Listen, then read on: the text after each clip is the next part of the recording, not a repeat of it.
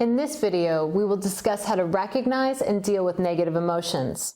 As stated before, you can't do anything about a problem you don't know you have. The earlier you can recognize a negative emotion, the better.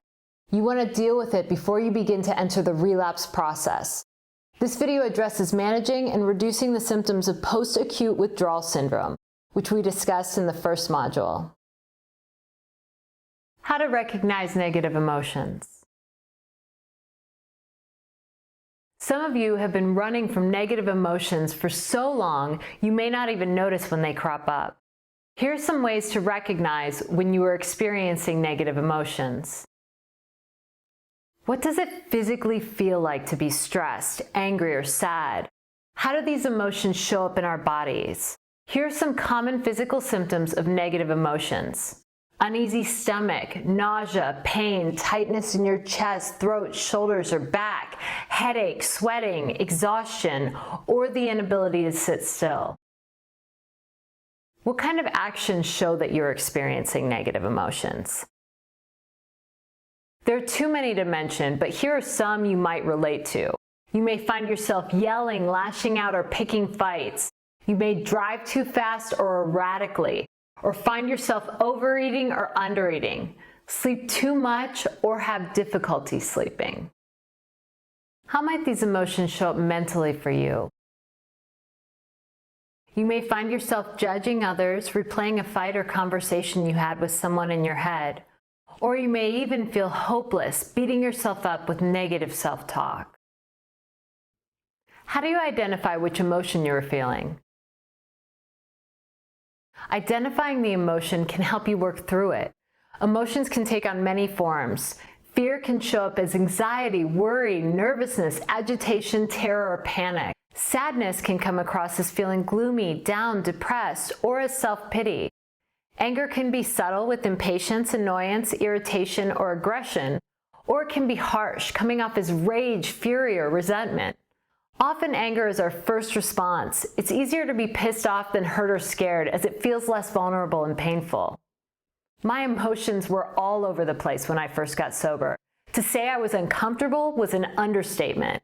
I never had the tools to deal with negative emotions and wanted to run away, but it doesn't have to be this hard. Tools for handling negative emotions.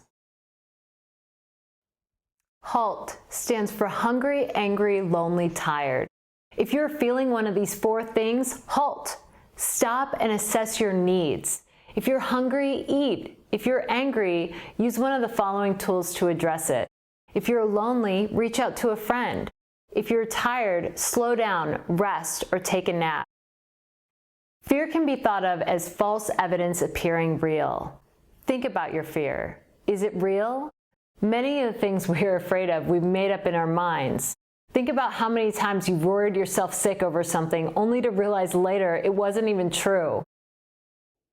Stay in the present moment. I had a sponsor who would say, "Be where your feet are. If my feet are in bed, I should be focused on sleeping. If my feet are at work, I should be focused on the task at hand."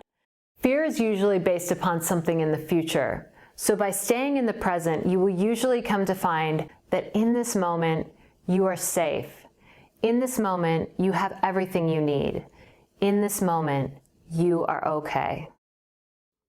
Pray, meditate, or practice some breathing exercises. Something as simple as 10 slow breaths will calm your state of mind. Sometimes the simplest prayers are the best. Help me! Respond instead of react.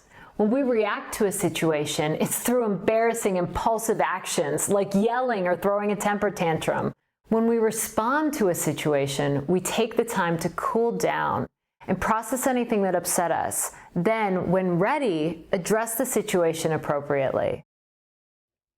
Have a designated safe space. This could be a lookout you drive to, a specific park bench, or a private space in your home. In times of anxiety, stress, or frustration, having a place to be alone can be a lifesaver. Call someone supportive, go to a meeting, or be around others in recovery. Let them know what's going on with you. You will find solutions and people who can relate. Find ways to be of service to others to get out of your own head. It's amazing how effective this can be. It's one of the quickest ways to improve your mood. Read solution-based literature. This could be literature from your recovery meeting or even a spiritual book. If you don't know what to read, ask others in recovery for recommendations. Get busy. Exercise, wash the dishes, clean your place, do some gardening, or do any other chore you've been putting off. Sometimes a distraction from your immediate problems is enough. Get in nature. Go for a hike, observe the plants and animals.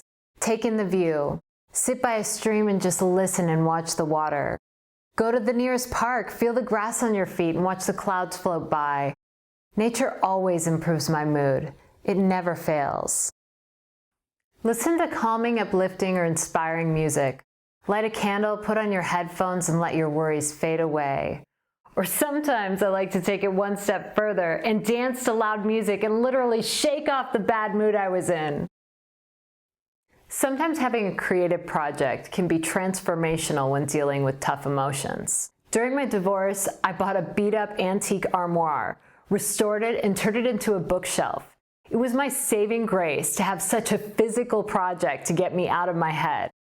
So pick up your paintbrush, your tools, or that old guitar and express yourself. Journal about it. Allow yourself to fully experience the emotion and write what you're really feeling. You can write anything. Sometimes just getting it from your mind and onto paper can make a big difference. Other times during this activity, you may fully process an issue and even realize perspectives or solutions you didn't see before. There is nothing wrong with being angry, sad, or scared. It's okay to have these feelings. We don't need to run from them. What really matters is what we do with them. Painful emotions will not subside until we take the time to acknowledge and address them. Trust that you can make it through any thought, feeling, or emotion without picking up. We have faith in you. In this video, we laid out some simple tools to improve your chances of success. Use them. Come back to this video at any point if you need a refresher.